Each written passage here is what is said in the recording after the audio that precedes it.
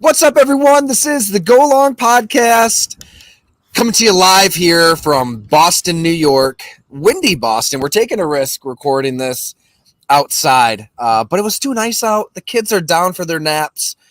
We have to speak loudly when we're talking about the quarterback class of 2023. So, you kind of weigh out all the different factors. I figured I'd pod from the deck, Jim. And you're at home, not too far from me, but how in the hell are you? Good. I like the emergency podcast. I mean, we have to. Everybody's dying to know what is happening with these quarterbacks and where do you turn? Go long. And I love it. Who are we fueled by though? Every day, every morning, fueled by Fatty. Fatty Beer Company. Deals galore for your IPA, sour, wheat, Pilsner, any type of beer you could need. Seasonal.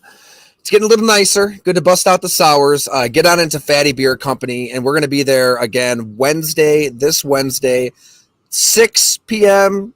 to question mark. We'll see how many people show up, how long people want to hang out, but we'll be there on the eve of the draft to talk about the Bills, Packers, Giants, Lions, Bengals. We cover the whole league, so anything you want. The quarterbacks.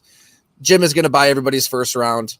First round of Fatty. Because he's just a hell of a guy. Sponsored by Florida Atlantic, first round on Fatty. So I'm very happy about that. Still very happy about that. It just speaks to the size of your heart, though, Jim. I mean, you're winning big in March Madness, and you're just spreading the wealth around to our Go Long subscribers. So very nice of you. People need to benefit from the hard work that goes on behind the scenes at Go Long. So you were just grinding that mid-major film. You knew Florida Atlantic was going to bring the goods. You've dabbled, and you're into the NBA playoffs a little bit, and that's Denver, nice call.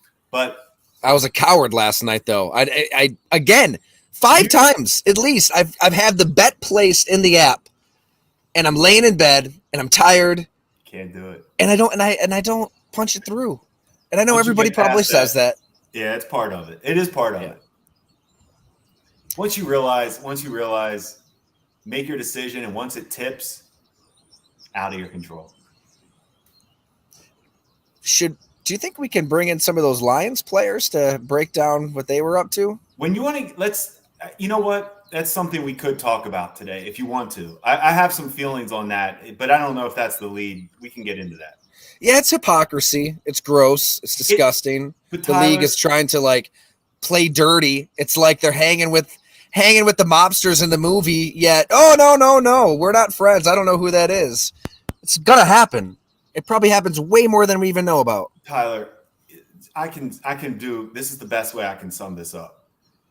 It would be like anybody walking into work with an open can of your favorite beer, Miller High Life, probably puffing on whatever you like to smoke. You're blatantly telling your employer, I don't care. And when you get caught gambling, that's how hard it is to get caught gambling. You have to basically show up drinking and getting high in front of your employer to get caught gambling. They know the rules. They have been talked to by the NFL, and it's not fair, but they know the rules. And I don't have sympathy for those guys, but here's what I will say. All these players are gambling on the NFL, I promise you, but they're not affecting the games. And the reason the NFL has to crack down is because it will affect the public perception on what's going on in the NFL if these players are gambling. And they have to. The players know the rules. They were gambling on college football, whatever sport they were gambling on, but they were placing the bet from the facility. Those are the guys that got, I think they got the slap on the wrist or something. But the guys that were betting on the NFL, they're the ones that got the heave-ho. And they should.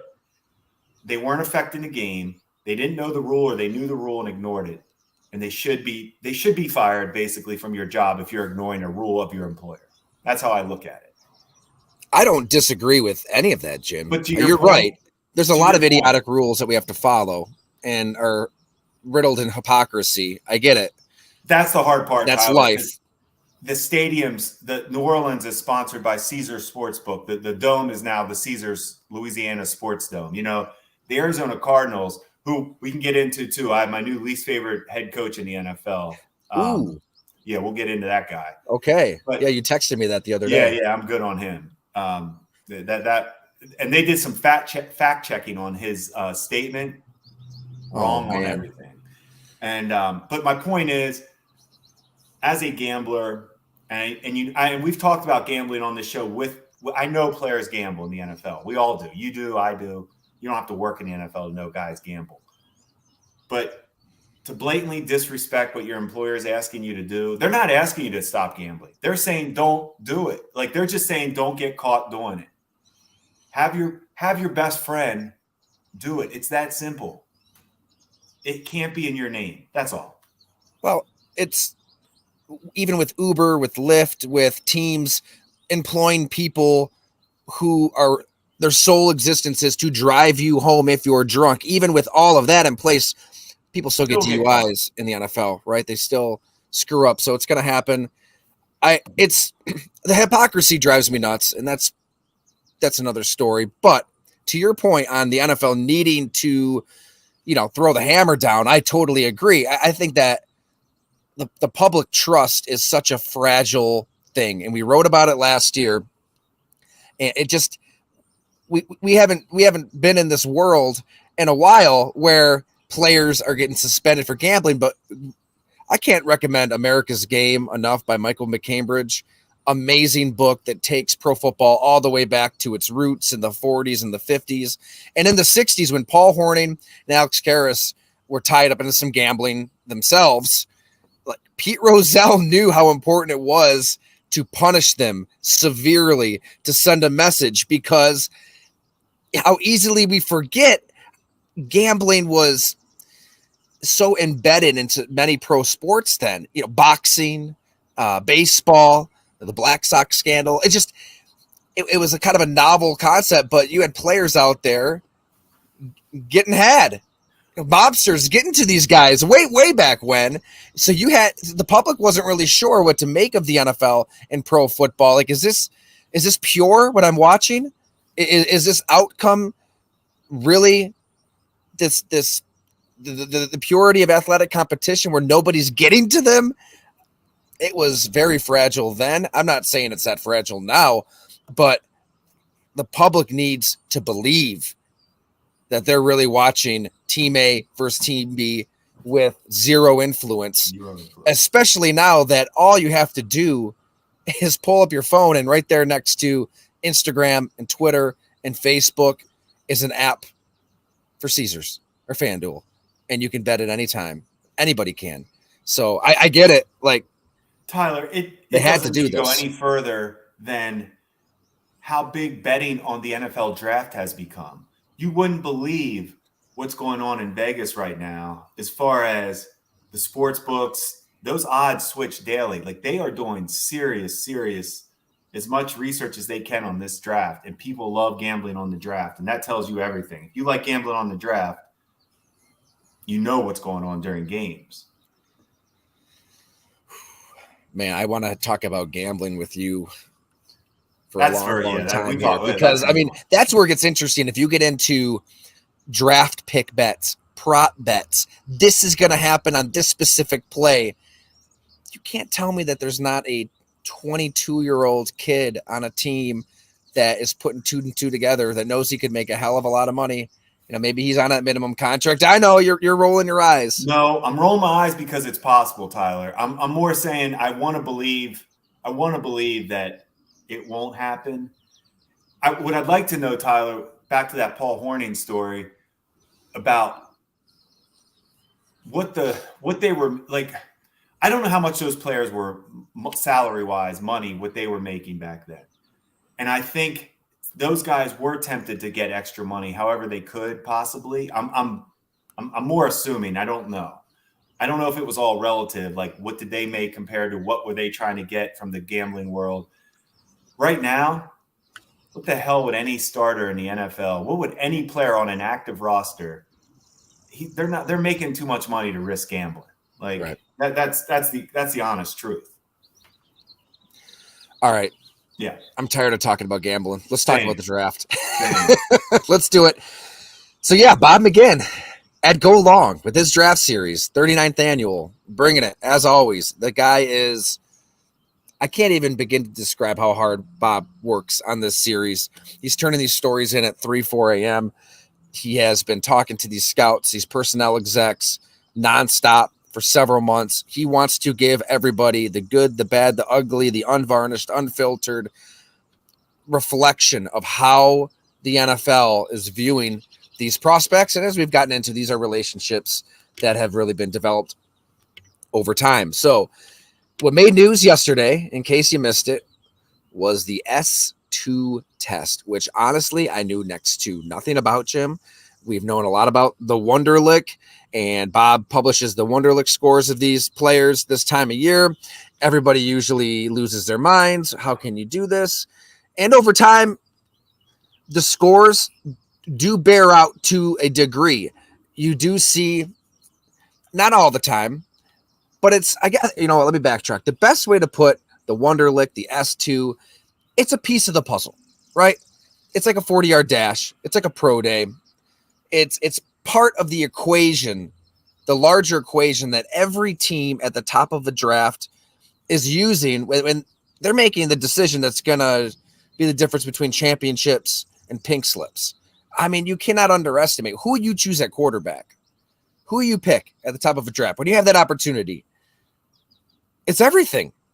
You're either going to choose the right guy, get extensions, win division titles, conference championships, Super Bowls, your legacy's entrenched, millions of dollars for all, promotions all around. You choose the wrong guy, you could be out of a job in a year. We live here in Buffalo. Everybody wanted Josh Rosen. They choose Josh Allen. The trajectory of the Buffalo Bills goes a completely different direction if they choose Josh Rosen. So, yes, I get it. There are some folks that see Bob publish a Wonderlic score, an S2 score, and say, oh, how can you do that to the kid right on the eve of the draft? Look, this isn't Bob. Bob is connected to the NFL. This is a very real tool that is being used by teams as part of that equation to make sure they choose the right quarterback to their knowledge, best they can. The position is so much more than physical. The film is huge, and I'm sure we're going to get into it. I think it always comes back to the film. But you need to know mentally, you know, I guess there's two buckets mentally, right? There's processing, seeing the field, split-second decisions, and then there's you just got hit in the jaw in the fourth quarter, and you hit the deck, and you're down by a touchdown, and you got to step up, and there's a mental toughness factor. There's just so much that goes into it that and I should pull it up here. For people who don't know, here's straight from Bob's story, golongtd.com, part 3, the quarterbacks. Bob writes, the newest thing in judging athletes is S2 Cognition, a business based in Nashville that has been marketing its product to NFL teams for about 7 years. And in interviews with several football executives this month, S2 testing has developed a reputation so strong in the industry that it undoubtedly will affect to some degree how quarterbacks are drafted. Suffice it to say, the candidacy for Alabama's Bryce Young as the top quarterback only was strengthened by his preeminent performance on the S2, whereas the draft stock of Ohio State's C.J. Stroud, possibly the number 2 prospect, took a hit. Quote, the S2 people will say, hey guys, that graded high on this test don't always play well. I'm sorry, let me backtrack. This is a club executive saying this. The S2 people will say, hey, guys that graded high on this test don't always play well, but we've never had somebody grade low and play well. Joe Burrow last year scored a 97%. It's broken down into 4 sections, 94% on visual learning, 97% on instinctive learning, 97% in impulse control, and 93% in improvisation. So this S2 test is described by Matt Barrows of The Athletic as a specially designed gaming laptop and response pad that can record reactions in 2 milliseconds. It measures how players process and make split-second decisions. Quote, anticipating, reading, reacting, and adapting to the game are measurable skills the website offers. And this year, Bryce Young scored 98%, higher than Joe Burrow.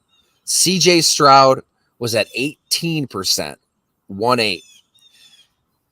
Other scores for this year's draft class: 96% for Fresno State's Jake Haener, 93% for Kentucky's Will Levis.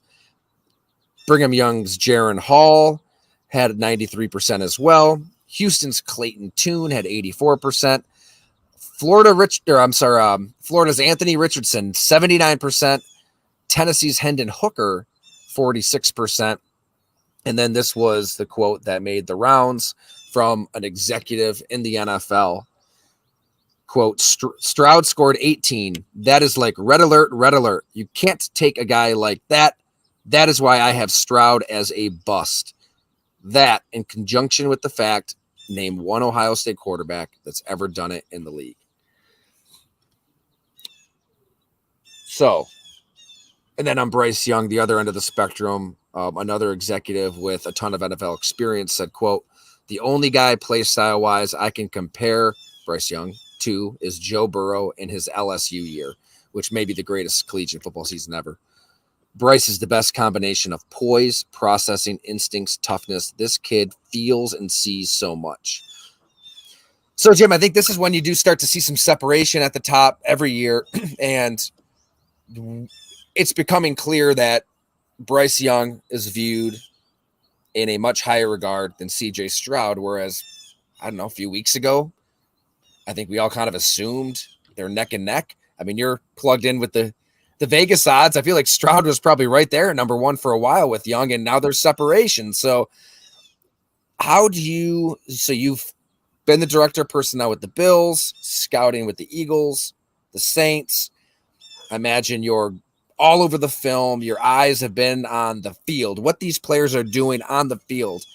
How do you factor in this stuff and trying to figure out mentally how quickly a prospect, specifically a quarterback, can adapt to the NFL game, which is much faster. It's a totally different game. That's why so many players in college are dominant college quarterbacks, yet do nothing in the NFL. I mean, you've got to somehow figure out what is that difference and what is a tool that can help us figure out who gets it and who doesn't. So I think you summed it up very well by saying it's a part of the process, a tool to use. I don't know about this test. Like you said, it was 7 years. That's about as long as I've been out. So that came in. So I don't know a lot about this test. I don't know what their baseline is. You're giving the Burrow percent. So they have some sort of baseline.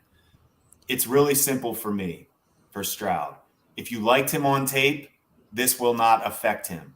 If you did not like him, if you had concerns on tape, you could use this to strengthen your concerns if you're trying to talk people in your draft room out of drafting him because you didn't like the tape. You would use this as a way to help your argument. From what I watched of Stroud, Tyler, he looked good to me. He looked like a natural thrower of the football. I didn't study him enough to sit there and say I would take him 1 or 2, all that.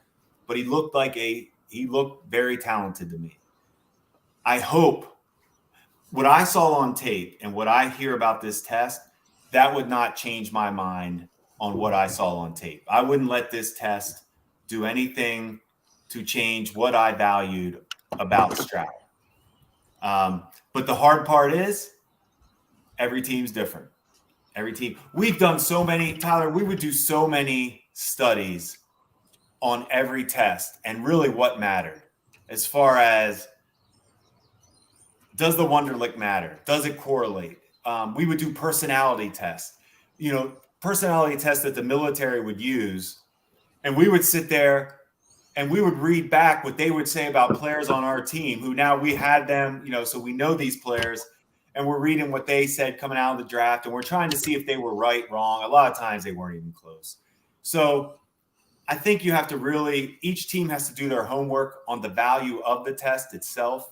But then you have to stick to what you believe as a player. And let me say this, Tyler, every single team that has been interested in any quarterback for this draft, they have already done their work. They probably knew everything about these quarterbacks by February, latest March, as far as the mental part goes. They've done their in-person, the combine in person, the bringing them into the facility or going to the school. We did it during Mahomes, Trubisky, Deshaun Watson, Kaiser. We went and did Bryce Petty the one year I told you about. I mean, the mental is done. It is at nauseum how much they already know if they can learn or not. So I don't think this test would sway anybody that likes Stroud at all. That's the point then, right? If you loved CJ Stroud, if you watched him in that final game, right? Georgia, you're playing the best defense in the country. Right. And you love the fact that he looked a little more athletic, that he can move. God, the way he throws the football is so effortless. Very well said. Really, it looks like he came out of the womb and was just throwing a football. Agreed. And then you see the 18. You know, he flunks this test. Yeah, the NFL what would that do for you? Yeah. It wouldn't sway you? Like if you loved him, it wouldn't sway you one bit. No, not unless there was hardcore evidence, and we would know that going into it. Like the area scouts. Now, if the area scouts in the fall were telling you, "Hey, he struggles processing," and then you interview him and you had concerns, and then he gets the test score, now you have your stamp. As far as it was scout, it was personal interview, now the test, I'm good. I feel like I've done my, all the work I need to do to know he can or can't learn what we need him to learn.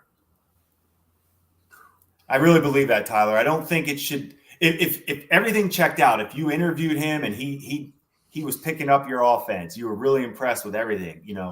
We have those guys do the huddle. I mean, they call plays, how they call the plays, call the cadence. Everything is done in those meetings. If you felt good about that, and then all of a sudden you hear about the S2 score, I would tear it up, throw it out. Say, hey, we interviewed him. Our scout said he can learn. The coaches at Ohio State said he can learn, and we interviewed him and he can learn. I would not let the S2 affect it. He was so good that game against Georgia. I like how you said it. Just natural passer. Very natural. More than the S2, what I think would probably give teams pause is that the second part of that quote, Ohio State quarterbacks.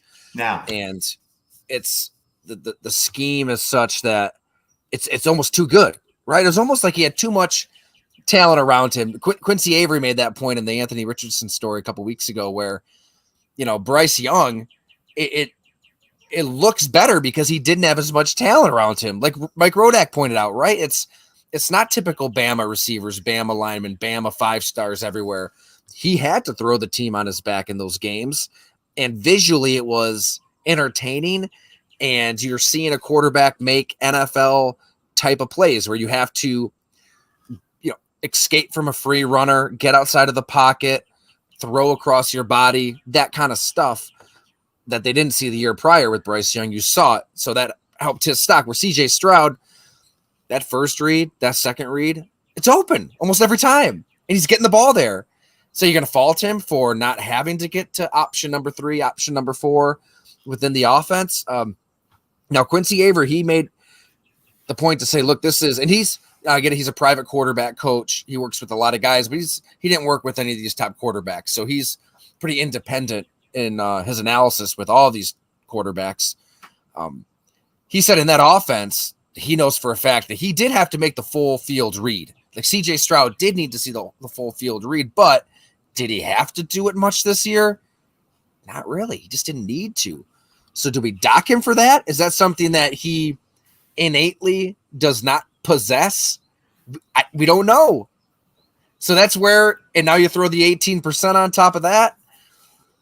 That's where it's going to take a team with some stones and the right infrastructure to know, okay, we believe in you. We think this is in you, because you're going to have to do that stuff in the NFL. You will at some point, right? The physical stuff can only take you so far, and he's not even really an elite physical specimen. He's kind of above average across the board. He's no Anthony Richardson. So Anthony Richardson, he'll be able to run people over and run past people and throw it through a brick wall. He'll be able to do that stuff until he hopes turns that corner mentally in his processing, and where they're going to need CJ Stroud to do that right away. Like they're going to need that out of Stroud right away, because he's not going to be able to lean on an elite physical strength.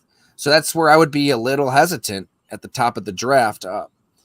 Granted, what is it today?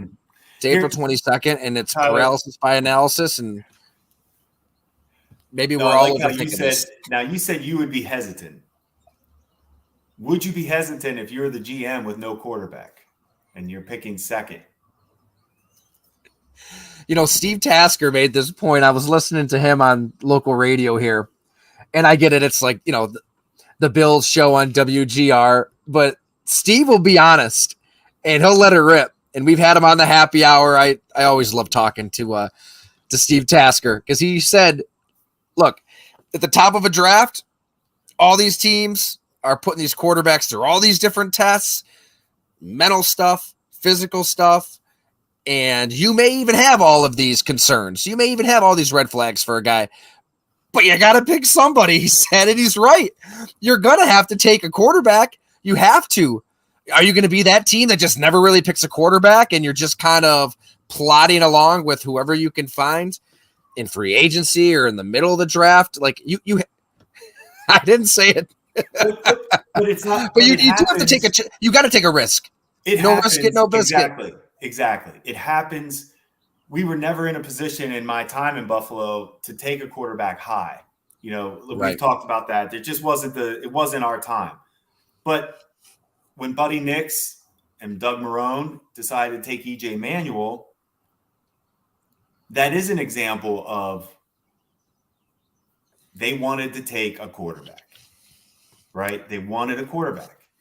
Now, that was, well, I say a little different because the red flag to everybody, if you are a talented quarterback, you're not getting out of the top 5. You're going to get reached on like Josh Rosen. That tells you how desperate teams are for quarterbacks. You're going to reach. Yeah. That's why Richardson might go top 5. By the way, Dan Orlovsky, we should get him on the show because he really disagrees with me. He thinks Richardson. I like Orlovsky when he breaks quarterbacks down. I know he does his work. And I do. So I like listening to him talk quarterback play. Really football in general. I think he's really well set, well thought out. But he likes Richardson. He sees what you see in him. And, that's the beauty of this. And we're not going to know for a while. Hopefully we're still having this. Our rule in the NFL is 3 years. You should know. Quarterback probably a little sooner. You might have an idea. But that'd be fun if we could ever, if we're still doing this pod, get Orlovsky on, say, hey, here was the Richardson. Here it is. See where he's at in 2 years. So let's talk. Back to all that. No, I want to talk Richardson, but you studied film of Stroud. So What game did you watch? What did you see? Oh, I saw every throw that I was looking for that I didn't see when I watched Richardson. I saw the dropping the ball in between the corner and safety, tight coverage on an out route that just when the sideline was used as a defender as well, and Stroud could zip it right in there. Arm strength looked fine, throwing motion fine, athleticism good, like you said. Everything looked good to me that I watched him. And all I did, in fact, I think I have it here. All I kept seeing was good throw after good throw after great throw. Like there wasn't any running around. Like I have it in front of me. Richardson was scoring his points for me all on runs. Great run. On that one touchdown against LSU that was incredible. It was. He ran over. You said you weren't impressed with that run last time. Well, you said anybody can do that. He did run through people. He did it. That was not a run that everybody could do. So I did give him 2 Jim points. changing his tune already, folks. I hope people are noticing this.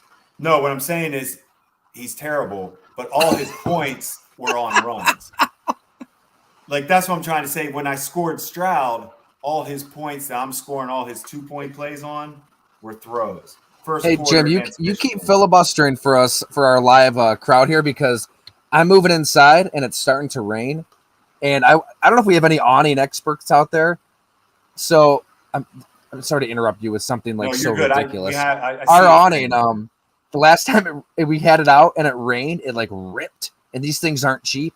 And so Springville Door tells us, you can't leave your awning out when it rains because it will just rip. And I'm thinking, isn't that kind of a point for the awning? Mine's up. In case it's right.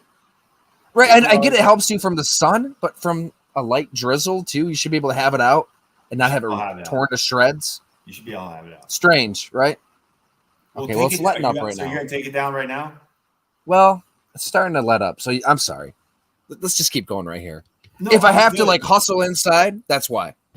You're good, and I'll filibuster. But I was just saying, I really believe I saw enough out of Stroud just in that one game that I would be completely fascinated to study him more and more and more because I saw all the 2-point throws. I like how when I grade guys, it was one after the next in that game. So, and that was the Michigan game. Really?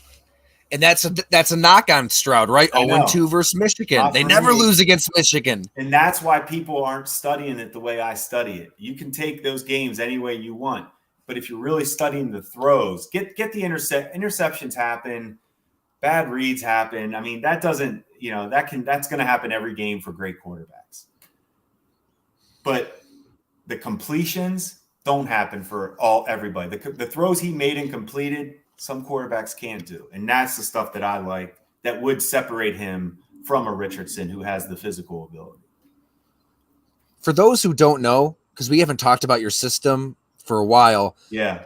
Just 1 and 2. briefly detail like how your quarterback grading works, because this is way better than passer rating, QBR, completion percentage. I mean, how you grade quarterbacks, I'm telling you, we really got to figure out a way to trademark it, because I think the Monis grading system is how we really differentiate the contenders from the pretenders. No, I like that. I appreciate it. I've done it enough to know that it is definitely works for the way I like to watch a quarterback, especially with the time I have now in life. And I'd love to do it. I wish I could do it full time and study quarterbacks, but I do believe in it. And basically, everybody's different, so there is some subjectivity to it. But you give 1 point for what you consider a good throw and 2 points for a great throw. -1 for a throw you should have completed and missed.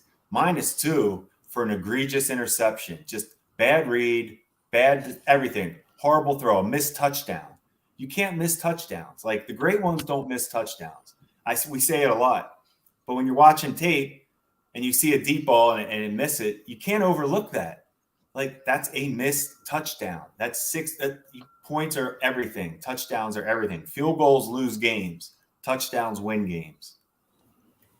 So I guess that's my whole thing with quarterbacks. You got to strive for high. And you do it with runs too, and then runs too, because here's where I caught on when I started this system. When I realized I needed to value the runs was Lamar Jackson, and that's when I realized when I was grading Justin Fields that he was being used not in the same. They don't run the same, but his points were equating to what Lamar was doing with me because of the great runs. But where Lamar separated himself was he was adding more consistent good throws than Fields was. Fields wasn't scoring like Lamar, but when I looked at Fields' great plays, a lot of them were runs, same with Lamar, and that's what they were asking him to do, like Baltimore was asking Lamar to do. So it's a great way for me to be able to say, wow, the Bears are asking Fields to do a lot, just like the Ravens are asking Lamar to do everything. This will be interesting. And then we see Fields struggle to stay healthy. And it's like, wow, if that's how you're going to use them, that's the risk. But then you take that number and you divide by the number. Divide it by the number of attempts and rushes in a game. And you get your score, and then you keep it, you do it every week, every game. And really, it works for me. But it is a lot. There's a lot to it. And you still have to be a good evaluator. Like, you may differ on what I consider a great that play, the touchdown throw that we watched Richardson together. That was a great escape. It was a great escape, a very athletic escape. The throw was nothing. Oh, the Utah 2-point conversion. Yeah. Yeah, I'm talking the escape. The escape is nuts. The escape was extremely athletic. That's a 2-pointer for me. You're giving it 1, I'm guessing. 1 for a really good escape. But that's why this grading is so spot on, because it brings the human element into the analytics world, where really I feel like you need that. It's a human game, and you need a scout's eye on it. And that's why it holds you accountable. And I give points for a drop pass on a good throw. You will get that point. Which you wouldn't get it in a passer rating or a QBR, that kind of stuff. Correct. Or if you throw a jump ball, like just a jump ball, and great catch by the receiver, could have been intercepted, you're not getting credit for that. Where you do in the stats. So did you apply this to the Richardson and Stroud film work that you did? Yeah. If Richardson was terrible, Stroud was outstanding. Like Stroud scores like a starting NFL quarterback. Richardson wasn't on the radar in 2 games. I have it right here in front of me. I'm like the South Florida game. He had a -2 for an interception that was on him, Anthony Richardson. He had a -2 for an interception on the goal line. Terrible decision. Yeah, Favre had plenty of those. Fair enough. I guarantee you Favre had a lot of 2-point incredible throws. It is fun looking back at his Southern Miss days. I mean, that's what made Ron Wolf a legend, a Hall of Famer. He identified special in Brett Favre, like way back then, and how he threw the team on his back against Alabama, Florida State. And that's, I'm not saying Anthony Richardson is Brett Favre, but you can talk yourself into elements of special. Like Tyler, there's plays, there's moments. I'm with all this Anthony Richardson stuff, but the one thing I never understand is there was evidence of Brett Favre. There was evidence of Josh Allen. There was evidence of these guys making off-the-chart throws. Right. I haven't seen off-the-chart throws from Richardson. I see the big and fast, and I see the arm. I see the beautiful spiral. It looks pretty. I need to see more than that. That's, like I said, that's a fastball pitcher. Well, let's take a moment to pull up Anthony Richardson and Bob's quarterback part 3 here, because it's fascinating to hear the scouts break down somebody we've talked about a ton on the podcast. And again, subscribe, go along, td.com to get Bob's entire series. It's worth it itself. Just a ton packed in here. And I won't read the entire Richardson breakdown. I'll just kind of rip off a few of the quotes from scouts, but it's a lot of what we're talking about. One scout, quote, "Think Michael Vick with a Brett Favre arm. He has the highest ceiling I've ever seen in a quarterback, even higher than Cam Newton. Cam was big and fast, but not as fast as this kid.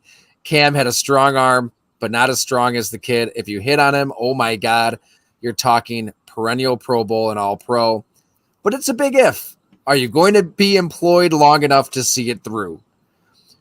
Which is a point that you've made. It's like, okay, if you add a project like this, the owner has to be on board, the GM, coach, everybody has to know this is going to take a while. Like, it's not just going to happen, which is hard in 2023 when everybody wants everything in an instant all the time in life. Unless you're the Arizona Cardinals, you're allowed to you can take a quarterback every year and it doesn't matter. You can and keep your job. That's the only thing. Did you see Steve Keim was on Cowherd the other day? You see that? Yeah, I did. I go way back with Steve. I've known Steve forever, and I know he's battled with alcohol, and I know he's going through some of that too. But hey, I'm sure I haven't heard Steve all his interviews. I would hope he's very appreciative of how many years he got in Arizona, because some of us lose our jobs in the NFL after quite possibly giving a team their best offseason in the history of their franchise and never get another sniff. So I just hope he's appreciative. Perfectly said. Micah Hyde, Sorry, Jordan I always have to safety, get that out. Deion Dawkins, Tre'Davious White, Matt Milano, Zay Jones had a hell of a year for the Jaguars last season. Not too bad. Nathan Peterman still bouncing around. I see that Vallejo still bouncing around and still getting tryouts. And I'm not even saying those were great picks by us. They were correct picks as far as the value that they're still playing. It's tough. It's tough when you see a guy like I like Steve, but man, Steve, you got a lot of chances. It's strange. It's an outlier. You usually don't see a GM. What was he the GM for like 13 years? I think that's insane. Steve Wilkes, Josh Rosen, no thank you. Kyler Murray, Queensberry, that didn't work. Now you finally, but that was like the last part. But you know what? back to what you're saying though at the top, picking quarterback at the top. Like I said before, I don't know if it's my age now or I've been through it, but I don't have it in me for this unbelievable project that's going to happen. Even though we've only seen a little glimpse of a fast, big quarterback run fast with a big arm. I just don't get how that equates to Favre, who we had it. So he's at Southern Miss. Like, I like how, let's go back to that. That probably did benefit him.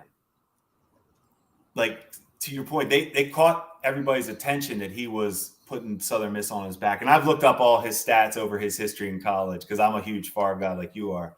It's funny. He wasn't some dynamic passer in college. You know, you saw the highlight throws because the arm was off the charts.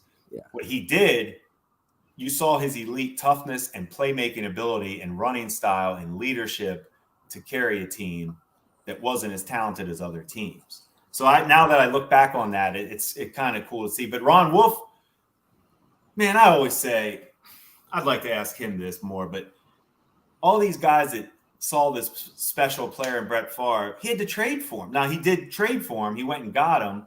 I'd like to talk to Atlanta because was it just the alcohol? Is that what Atlanta just says? It was the alcohol is why they gave up on him? Yeah, they didn't like how he was living off the field.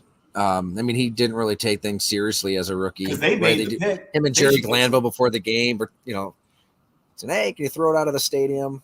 I mean, he'd mock and make fun of Brett Favre. It was just terrible from the get-go. Third stringer. But Ron Wolf was with the New York Jets when Favre was drafted by Atlanta, and that's what's crazy about the New York Jets. There's just so many moments. I didn't know that. They just missed on a Hall of Fame quarterback. Now they're going to get him this week, we think, maybe, right in the nick of time at age 39 when he doesn't really care much about playing football. Man, I tell you, it's to the point where I can't remember daily if he's retired or if he's on the Jets. Like I every day I'm like, is he officially on the Jets? We almost made it a full hour without talking about Aaron Rodgers. You snuck it in. Close. I snuck it in. All right, back to Anthony Richardson. I just want to read a few more of these quotes from scouts. They compared him to, here is a hodgepodge for you. Vince Young, Colin Kaepernick, Josh Allen, Terrell Pryor, Justin Fields, Lamar Jackson, Jalen Hurts. A few of the comps there. This is a second scout. Quote, he's very raw still. He has to learn how to go through progressions. I was at his pro day. He put on a show, and before at the combine. At his pro day, he didn't throw with the laces. The ball looked like a Nerf ball in his hand for how big his hand is, 10.5 inches. He's a year or two away, but I think he has the highest ceiling of all of them. Richardson is more Cam Newton, but he throws the ball better. It's just his accuracy is off some. A third scout. Terrell Pryor was a tremendous athlete. That's actually not a bad comparison. I had Justin Fields rated higher coming out. I'm concerned that he hasn't played a lot of football and he hasn't done a lot of winning. Even in high school, they were kind of average. I have problems with his accuracy, 54.7%. He scares me. The accuracy scares me. A fourth scout. We don't love him, but he's talented. He hasn't played. Started 1 year and wasn't very good. If there's a dunk contest, he'd win.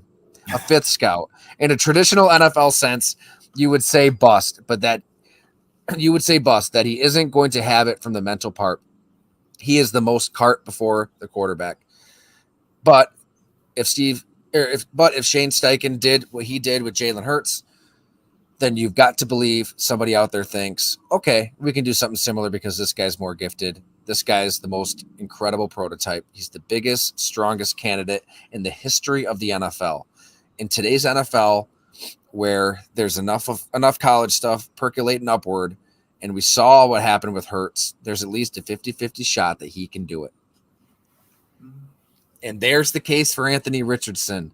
If the NFL is taking from the college game and just saying, oh, that's what you do well, let's use it. Let's make that work. Now, there's got to be some ego involved. You got to believe that you can fix what ails that quarterback. And you're probably going to have to pull a trade like Philly did for A.J. Brown, right? There's a lot around Jalen Hurts that went right. But he was second-round pick, right? Late second. they saw, because he was a second-round pick, the guy was incredible in college football. Like, I don't, like, we talked about this. Cam Got Newton, benched. Got benched. he sure did, and that happens. Look who he Yeah. got benched for. That guy, they're battling. They're both top 12, 13 quarterbacks in the NFL right now, the two of them. I mean, put him on another team that doesn't have that guy behind him, he's not getting benched. He had the right mentality. He had a hell of a college football career. Jalen Hurts had a hell of a college football career. Yeah. I'm not knocking him. I'm just saying I see why he went in the second round. But to Philly's credit, they got to know him as a person, a leader. I saw the team put out like their combine interview with Jalen Hurts. I mean, you can just the body language, the way he's answering questions, it's so genuine. Yep. There is greatness to him. There's always been greatness to him, back to high school. Mm-hmm. So that's what you have to find out, because to one of the scouts' points on Anthony Richardson, it's not like he was a high school phenom throwing the team on his back type of star. How is that possible? And he didn't even really win at Florida. Jalen Hurts did that stuff for his entire life. I don't know how that's possible that Richardson. I know he played in Gainesville. I don't know. I don't know all that high school football down there, but I have a tough time believing he couldn't carry a high school football team. That's straight. I'd have to look that up. We'll have to fact check that. Wildly compelling quarterback class this year. I would say this one is good because the more and more you talk through it, it sounds like it's Bryce Young as far as you feel the check marks hit except for the size, but that's good. That's a yes. We can deal with the size, or no, we don't want to deal with it. Everything else, there seems to be some serious kind of good debates. It reminds me in a sense of the Mahomes draft. And that spring, nobody was talking about that draft as, holy hell, these two guys at the top are going to go 1-2, can't miss quarterbacks. It just kind of snuck up on everybody. I mean, nobody, you differentiate, Mitchell Trubisky, like Richardson, had one good year of college football at North Carolina. Deshaun Watson was the highly decorated quarterback, similar to a CJ Stroud. And I hate throwing Mahomes comparisons around. College, just like CJ What's that? Stroud. From a horrible quarterback college, just like CJ Stroud. Clemson, the Ohio State one. Sorry, go ahead. We'll get back. No, that's a great point. I mean, Clemson quarterbacks, the Clemson offense, that was a concern. And Bill O'Brien had that concern with Houston early in his career, right? They really struggled figuring out what offense to use and didn't really want to embrace what made Deshaun Watson special originally. And how special has Deshaun Watson been without DeAndre Hopkins? I think very. I mean, his last year at Houston, he didn't have Hopkins, and he put up incredible numbers. They didn't win. They didn't win. No, but that's what I guess my saying. He is a straight playmaker. Like Deshaun Watson is going to find a way to make. Now, what we watched last year, that was woof. I'm trying to get that out of my head still. But Watson's playmaking ability transferred from Clemson to the NFL. The question marks on, can he play in a traditional system? I don't know if we have answered that yet. I like that Cleveland roster a lot. I think Andrew Berry, Glenn Cook, that whole front office has done a tremendous job quietly. The sort of meat and potatoes offseason that we're crediting Atlanta for, Cleveland did the same kind of stuff. I mean, Juan Thornhill, Dalvin Tomlinson, they found some players at positions of need. I mean, offensively, you know what you are. Nick Chubb, still in his prime. Maybe the best offensive line in football, top 3. The team around Deshaun Watson's really good, and now he's there for a full off season, going to be the starter week 1. Just talking football stuff here, not the other stuff we tend to talk about Deshaun Watson. I mean, this has got to be a big year for him. Like this. Well, Tyler, consider what he's making. Like we always do, breaking down teams. Owner, I don't like him. GM and head coach, are they synced up? I don't know that. I think this head coach is on. I think he's on a little shaky ground right now. The head coach. So I'm not sure about that relationship, and I'm not sure about that quarterback. So the four things to me aren't quite stable yet. As we're talking about a team that should now, that could change real quick if Deshaun Watson becomes the playmaker that he was in Houston.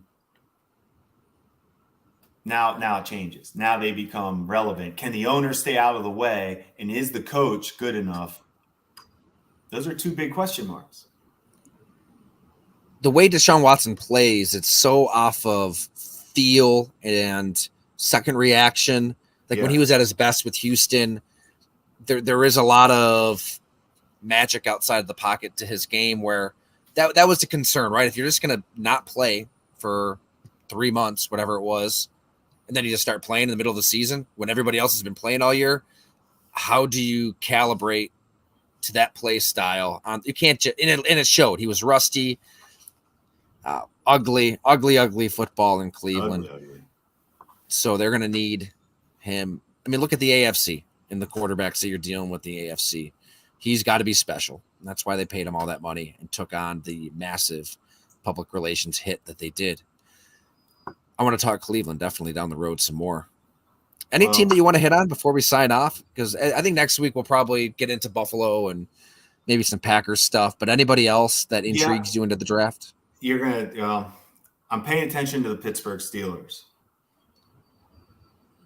And I was thinking about this as you were talking about Cleveland. I'm a believer in the Steeler team a little bit. I thought they were hot at the end of the year last year. As far as when I say hot, they were a team that if they snuck in, they were getting healthy. Remember, they went through a lot of injuries on defense, and they were dealing with Pickett. A year later, they're going to be healthy on defense completely. The quarterback seemed pretty good for how the Steelers play. I still will not understand how they cannot until they start throwing the ball down the field. I'm never going to completely buy into this team. But as far as a team I think can make a jump that we haven't talked about that could give people problems, here's why the Steelers could give the AFC problems. They have the coach and the defense that can beat a great quarterback. And that's what they're going to need because Pickett's never going to be, Lamar, Josh Allen, Mahomes. He's not going to, Herbert even maybe. But can he be good enough for that team, the way they play football and defense, special teams, all that Pittsburgh does? Can Pickett elevate his game enough, and then Tomlin takes over with a defense with a special player who you've done story on, but he's special. He's as good as it gets in the NFL when he's healthy. He makes a difference. He was out last year. So, yes, Pittsburgh's a team, I think, in a division that I think, when we talk the four things, Steelers ownership's good, GM and head coach are good, quarterback's a question mark, but we like what we see. That's a team I see. See what I'm saying? I feel better about Pittsburgh than I do Cleveland, just based off that right there. I like it. But that's how I do it. That's how I do it, Tyler. I'm not saying it's right or wrong. That's just my way of looking at those two teams. This is where you really do have to kind of look beyond the stats too, because if you were to, I'm pulling it up right now, Kenny Pickett's final line, it really wasn't overly impressive. No. Where is it here? Yeah, he threw 12 starts, 2,404 yards, 7 passing touchdowns, 9 interceptions. But then when you actually watch these Pittsburgh games, like with your own eyeballs, and he did go 7-5, but more specifically, how he played late in games. The fourth quarter, like when the game was on the line, the Raiders game comes to mind. Baltimore, he played really well. He made difficult throws in pressure-packed situations where you don't know how a quarterback, bring a full circle with the draft. That's what you're trying to figure out. How are Bryce Young, C.J. Stroud, Anthony Richardson, Will Levis, Hendon Hooker, how are all these quarterbacks going to react on 3rd and 8, 6.5 minutes left? You got to make this play. You got to lace this throw into a tight window, and you've got to do it with conviction, with decisiveness, with confidence. And that was Quincy Avery's point. And he actually is Deshaun Watson's private quarterback coach too, and he's got Jalen Hurts, Justin Fields, works with so many of these guys. I think that's probably the trait you're looking for more than anything is just, and I know it sounds opaque and vague and confidence. What's confidence? It's just being in that moment and believing in yourself and knowing I got to make this difficult throw on this play, but shit, I'm going to do it. I'm going to make it. I've done all the work that goes into this throw, and I'm going to step up into the pocket, deliver the ball, get hit. Obviously, I love Baker Mayfield more than most. But Quincy said, honestly, I always thought Baker Mayfield was terrible. But he was confident as hell, and that took him a long ways. That won him a lot of games. They made him look like the guy for a while, was his point. It matters. I mean, I think there's a lot of talented quarterbacks who just are kind of meek and introverted and are maybe tense up in those moments to a degree. Kenny Pickett struck me as a confident as hell quarterback late in the season for a rookie. And now you're welcoming back the best player in football, as we proclaimed last year, in TJ Watt. Just an absolute game wrecker. You don't hear me debate that when you say that. I don't debate it because he should be in that mix. I agree with you. And Mike Tomlin, I get it. Defensive coach as your head coach comes with. He's a head coach. He's more than just a defensive coach. He's a head. You're coach. right. Yeah, that's not fair. You're right. He's been around long enough where I'm just saying that defense. He's never. I don't even think he's ever called the defense. Yeah, but he's not this new wave of everybody looking for the sharp, innovative offensive coordinator guy. That team is built. That whole team has Tomlin. Has Steele, you know what I'm saying? They built that team together. Like that every player on that roster has been picked by Colbert, who's now stepped down, but the GM now, Omar, he's been there. And Tomlin, they know this team. Like they put this team together. I'm saying like he knows how to face these quarterbacks.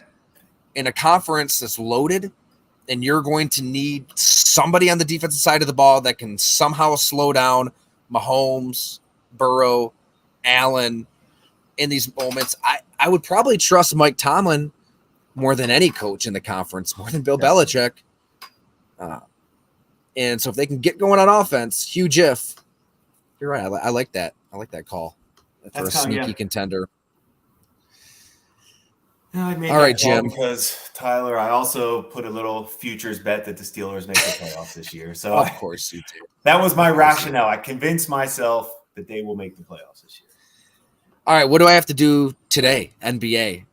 I think I'm just going to throw it all on one team and win or lose, withdraw, and get the hell out. I would say this. Tell me, where's your take on the Miami Heat right now against Milwaukee? This is why I'm asking. I think this Milwaukee team's a lot better than Miami. A lot better. Now, I know I think even without Giannis, and they proved it the other night. I think this is just like we just said. I think there's certain teams that are they're built, they're going to make this run. Like this is what they do. Miami is being hung. They are one player. Jimmy Butler does whatever he can. Like watch any Miami game. You will be tired at the end of the game watching Jimmy Butler. That's how hard he plays. That's the meme, right? Yes, everything. He just wears me out. I wouldn't want to play against him. Like, it would be hard, and he will wear you down. That being said, I don't know if he has it in him to beat Milwaukee.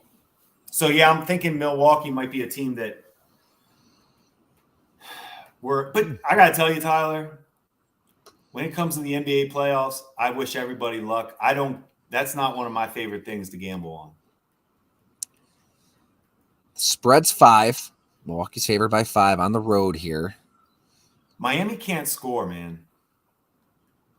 Yeah. No Tyler Hero either. He can score, and he is not playing. All right, you convinced me, Jim. Let's go. But I don't want to. I just Bucks, baby. It's all on you. No, you got to do your work. You've been picking well. You probably hate those texts I send you late at night. It's like I'm trying to put the onus on you, so if I screw up, I can just blame you. One of those guys. Good. I feel like a veteran. I feel like the rookie's looking at the vet for a little advice. I like it. That's what it is, yeah. It's Aaron Rodgers and Brett Favre. Oh, God. Yeah. Yeah, what's the better analogy here? Maybe it's you're Rex Ryan. No, you're Greg Roman. I'm Matt Castle, right? Just figuring this out together in training camp. I compared us to two Hall of Famers. Hey, I'm your hand-picked guy. You gave me a press conference. I'm the guy coming in, taking over. All right, we better cut our losses here. Jim, that was awesome. Thanks as always for everything you bring to the podcast. Fun draft. Again, Fatty Beer Company. Make sure you load on up. Kenmore, downtown Buffalo, Orchard Park, Hamburg, Tonawanda, Columbus, all over the place. And then Wednesday, 6 p.m. Eastern, we're going to be at the Orchard Park location. So they're all over. We're going to be at Orchard Park, North Buffalo Road, hanging out, talking draft. Hope to see you then. Thanks, everyone.